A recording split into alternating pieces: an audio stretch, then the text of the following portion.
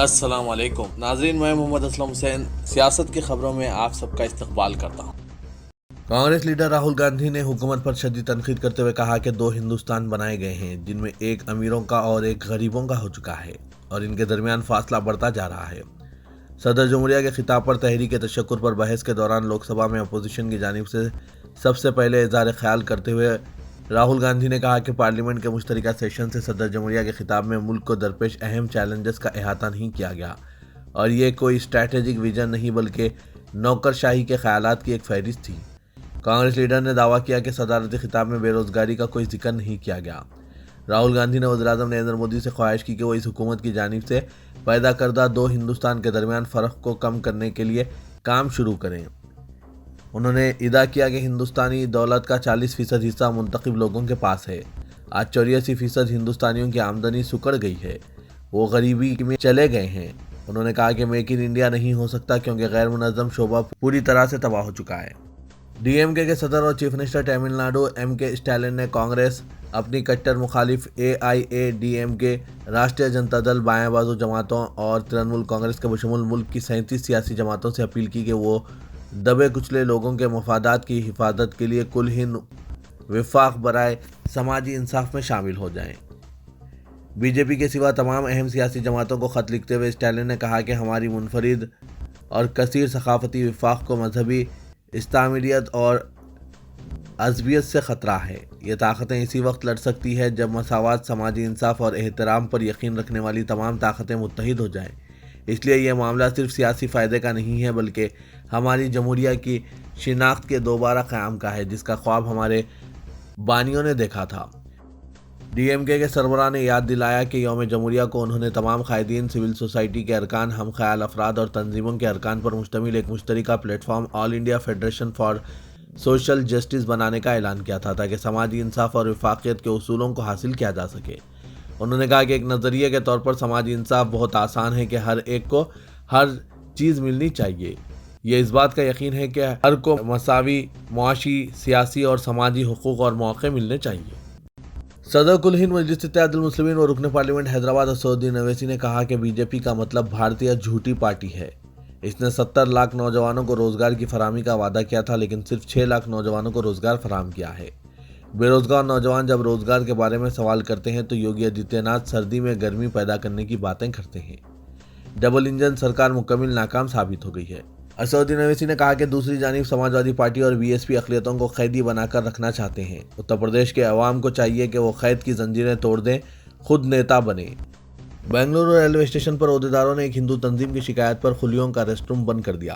Station پر کام کرنے والے کئی خلیوں نے بتایا کہ وہ اس مسئلے کی وجہ سے بہت مایوس ہے اور انہیں صرف اپنی گزر بسر کے تعلق سے تشویش ہے۔ ایک ہندو تنظیم نے الزام لگایا تھا کہ مسلمان خلی نماز پڑھنے کے لیے اس جگہ کا استعمال کر رہے ہیں۔ ایک ٹویٹر اکاؤنٹ سے دعویٰ کیا گیا کہ کرانتی ریلوے اسٹیشن پر پورٹرز کے ریسٹ روم کو مسلمانوں کے لیے نماز پڑھنے کے کمرے میں تبدیل کر دیا گیا ہے، جس کے بعد ایک سخت غیر ہندو تنظیم ہندو جن جاگرتی سمیتی کے ارکان اس آرامگاہ میں گھس پڑے تھے اور نماز کی اجازت منسوخ کرنے کا مطالبہ کیا تھا۔ اس تنظیم نے ریسٹ روم کا استعمال نمازگاہ کے طور پر کرنے کو قومی سلامتی کے لیے خطرہ قرار دیا تھا اور ڈویژنل ریلوے مینیجر کو ایک یادداشت پیش کی تھی۔ انہوں نے الزام لگایا تھا کہ اس ریسٹ روم کو نماز کے لیے غیر مجاز مقام میں تبدیل کر دیا گیا ہے۔ ساؤتھ ویسٹرن ریلویز نے اس کمرے کی دیواروں کو دوبارہ پینٹ کیا اور اسے مقفل کرنے کے بعد وہاں ریلوے پولیس فورس تعینات کر دی۔ ریلوے کے عہدیدار نے بتایا کہ یہ خلیوں کے آرام کی جگہ ہے، ہم نے کبھی اس کمرے میں مداخلت نہیں کی اور نہ کسی نے اس بارے میں شکایت کی۔ ان کے ساتھی نماز پڑھتے ہیں۔ ایک خلی نے جو 23 سال سے کام کر رہا تھا بتایا کہ یہاں 280 خلی ہیں جن میں تمام مذہب کے لوگ شامل ہیں۔ پلیٹ فارم 8 پر ایک مندر ہے، ریلوے کالونی میں ایک چرچ ہے۔ آرامگاہ کے آدھے حصے کا استعمال نماز کے لیے کیا جاتا ہے، دوسرے نصف حصے میں ہم سب آرام کرتے ہیں، کسی کو اس سے کوئی تکلیف نہیں ہے۔ گزشتہ 40-50 سال سے ایسا ہی ہے اور اس پر کوئی مسئلہ پیدا نہیں ہوا۔ ہم نہیں جانتے کہ اب مذہب کو کیوں لایا جا رہا ہے۔ ایک اور خلی نے کہا کہ چند سال پہلے ریلوے مندر کو منہدم کرنا چاہتی تھی جو پلیٹ فارم 8 پر ہے تاکہ ایلیویٹر بنایا جا سکے، لیکن ہم نے اس کی مخالفت کی تھی۔ مسلم خلیوں نے بھی ہمارا ساتھ دیا تھا۔ ہمیں محسوس ہو رہا ہے کہ ہم نے اپنے مسلم بھائیوں سے دغابازی کی ہے۔ ہم تمام تہوار مل کر مناتے ہیں۔ ملک کے معروف سماجی کارکن اور کاروان محبت کے روح رواں ہرش مندر کو نوبل امن انعام جیسے باوقار اور معتبر اعزاز کے لیے نامزد کیا گیا ہے۔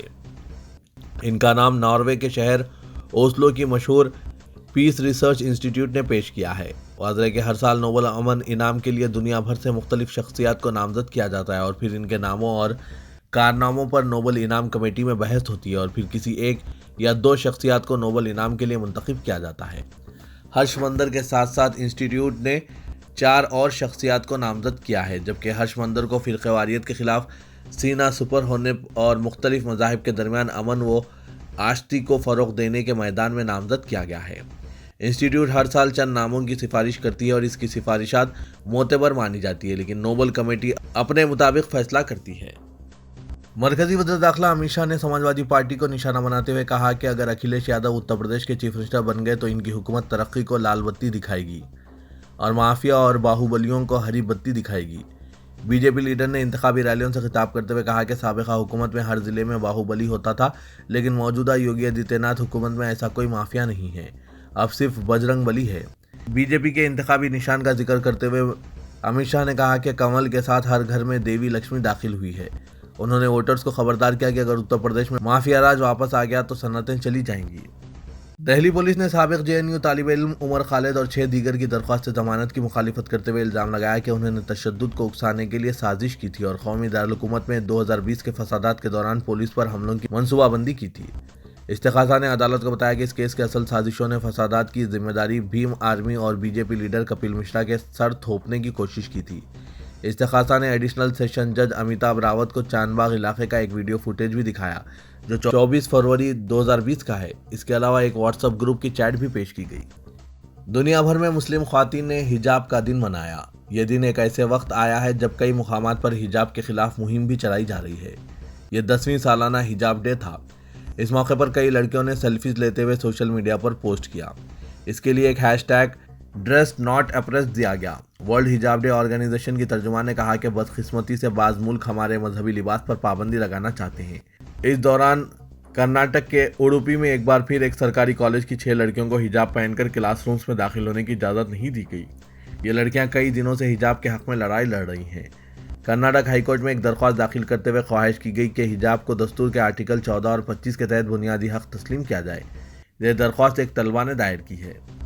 तुर्की में सैकड़ों अफराद ने इजरायली सदर के दौरे इनखरा के खिलाफ एहतजाज किया है।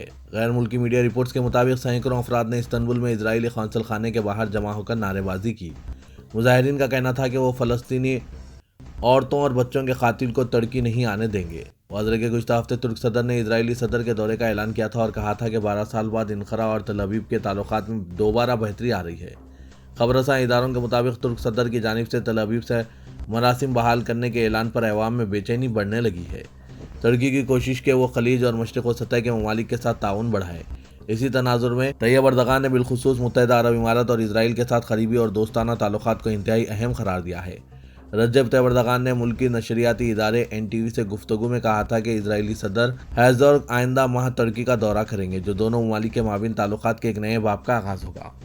आलमी इदारा सेहत WHO ने खबरदार किया है कि कोरोना वबा के खिलाफ फतेह का ऐलान क़ब्ल अज़ वक्त हो सकता है। इस हवाले से सरबराह WHO टेड्रोस का कहना है कि किसी भी मुल्क के लिए कोरोना के आगे हथियार डालना या फतेह का ऐलान करना क़ब्ल अज़ वक्त है। उन्होंने कहा कि यह वायरस ख़तरनाक है और हमारी आंखों के सामने इसका इर्तिकाई अमल हो रहा है। बाज़ ममालिक की जानिब से कोरोना पाबंदियों को ख़त्म करना तशवीशनाक है। आलमी इदारे के सरबराह के मुताबिक कोरोना के ज़्यादा फैलाव का मतलब ज़्यादा अमवात है। ओमाइक्रॉन के असरात ज़्यादा ख़तरनाक नहीं, लेकिन दुनिया के बहुत से इलाकों में अब अमवात में इंतहाई तशवीशनाक इजाफा देखा जा रहा है। ओमाइक्रॉन का पहला केस रिपोर्ट होने के बाद से अब तक 9 करोड़ केसेस रिपोर्ट हो चुके हैं, जो 2020 के कोरोना के मजमूई केसों से भी ज़्यादा है। सरबराह WHO का कहना था कि हम ममालिक से लॉकडाउन की सूरत हाल में वापस जाने को नहीं कह रहे हैं। तमाम ममालिक अपने लोगों की हिफाजत के लिए वैक्सीन के साथ तमाम एहतियाती तदाबीर इख्तियार करें। उन्होंने कहा कि वायरस शक्लें बदल रहा है। तमाम ममालिक टेस्टिंग और निगरानी का अमल जारी रखें। हम वायरस से नहीं लड़ सकते जब तक ये ना जान जाए कि ये वायरस क्या कर रहा है। वाज़ेह के यूरोपीय मुल्क डेनमार्क ने कोरोना केसों में इजाफे के बावजूद आज से मुल्क में तमाम पाबंदियां खत्म करने का ऐलान किया है। रियासत तेलंगाना के वज़ीर बल्दी नज़ोनस KT रामाराव ने मरकजी बजट में तेलंगाना से सौतेला सलूक करने का मोदी हुकूमत पर इल्ज़ाम आयद करते हुए इस्तिफ़सार किया कि क्या रियासत तेलंगाना हिंदुस्तान का हिस्सा नहीं है। असेंबली हल्के मेरचल के जवाहर नगर बोडुप्पल कॉरपोरेशन के हुदूद में 303 करोड़ रुपए के तरक्याती कामों का संग बुनियाद रखने के बाद KTR आवाम से खिताब कर रहे थे। इस मौके पर रियासती वजीर लेबर मल्ला रेड्डी के अलावा टीआरएस के दूसरे कायदीन मौजूद थे। केटीआर ने मरकजी बजट में तेलंगाना से हुई नाइंसाफी पर बरहमी का इजहार करते हुए कहा कि नई रियासत में इनकलाबी तरक्की हो रही है। शहरी आबादियों में तेजी से इजाफा हो रहा है, जिसके पेश नज़र मुख्तलिफ तरक्याती और तामीरी कामों के लिए ताउन करने की मरकज से कई नुमाइंदगियाँ की गई, जिसको बजट में यकसन नज़रअंदाज किया गया है। मरकजी वजीर सयाहत जी किशन रेड्डी ने चीफ मिनिस्टर के चंद्रशेखर राव की जानिब से वज़ीर-ए-आज़म नरेंद्र मोदी और बीजेपी को तनकीद का निशाना बनाने और दस्तूर में तरमीम करने का मुतालबा करने को मज़ाक़ करार दिया। दिल्ली में एक प्रेस कॉन्फ्रेंस से खिताब करते हुए किशन रेड्डी ने कहा कि हुजूराबाद में बीजेपी की कामयाबी और तेलंगाना में बढ़ती हुई बीजेपी की मकबूलियत से चीफ मिनिस्टर केसीआर बौखलाहट का शिकार हो गए हैं और इनमें अदम तहफ़्फ़ुज़ का एहसास पैदा हो गया है, जिसकी वजह से वज़ीर-ए-आज़म और मरकजी हुकूमत के अलावा बीजेपी को तनकीदों का निशाना बनाते हुए अपनी भड़ास निकाल रहे हैं। जिस दस्तूर ने अलहदा तेलंगाना रियासत तश्कील देने में ताउन किया, जिस दस्तूर ने इन्हें चीफ मिनिस्टर बनाया है, वो इसी दस्तूरी ओहदे पर फायज होते हुए दस्तूर की तौहीन कर रहे हैं। उन्होंने कहा कि केसीआर को अंदाज़ा हो गया है कि तेलंगाना में टीआरएस की उल्टी गिनती शुरू हो गई है और बीजेपी पर अवाम मुकम्मल एतमाद का इजहार कर रहे हैं। चीफ मिनिस्टर को इख्तिदार से महरूम होने का अंदाज़ा हो गया है, जिसके बाद वो वज़ीर-ए-आज़म, मरकजी हुकूमत और बीजेपी के खिलाफ गुमराहकुन मुहिम चलाते हुए तेलंगाना अवाम की तवज्जो टीआरएस की नाकामियों से हटाने की कोशिश कर रहे हैं। रियासत तेलंगाना में कोरोना वायरस से महफूज रहने के लिए जारी किए गए रहनुमा खतूत और पाबंदियों की मुद्दत खत्म हो चुकी है। हुकूमत तेलंगाना ने रियासत में कोरोना वायरस के मरीजों की तादाद में होने वाले इजाफे को देखते हुए 1 जनवरी 2020 को GOMS नंबर 1 जारी करते हुए मास्क के लुज़ूम, समाजी फासले के अलावा मजहबी सियासी इज्तिमात के अलावा दीगर पाबंदियाँ आयद की गई थी और इन पाबंदियों में एक मरतबा तोसी करते हुए इसे 31 जनवरी तक बरकरार रखने का फैसला किया गया था। लेकिन अब रियासती हुकूमत की जानिब से 31 जनवरी के बाद कोई तोसी नहीं की गई है। रियासती हुकूमत की जानिब से कोरोना वायरस के रहनुमायाना खतूत से दस्तबरदारी के सिलसिले में कोई वाज़ेह अहकाम जारी नहीं किए गए हैं, लेकिन जो MS नंबर 1 में किसी किस्म की तोसी ना किए जाने से यही इशारे मिल रहे हैं कि रियासत में अब कोई क़वायद बाकी नहीं है और ना ही इज्तिमात पर किसी किस्म की पाबंदी बरकरार है। महकमा सेहत के अहदेदारों से इस्तफसार पर महकमे के अहदेदारों ने बताया कि रियासत में कोरोना वायरस से अवाम को महफूज रखने के लिए जो पाबंदियाँ आयद की गई थी, इनमें तोसी ना किए जाने के मुतालिक वो लाइल्म हैं।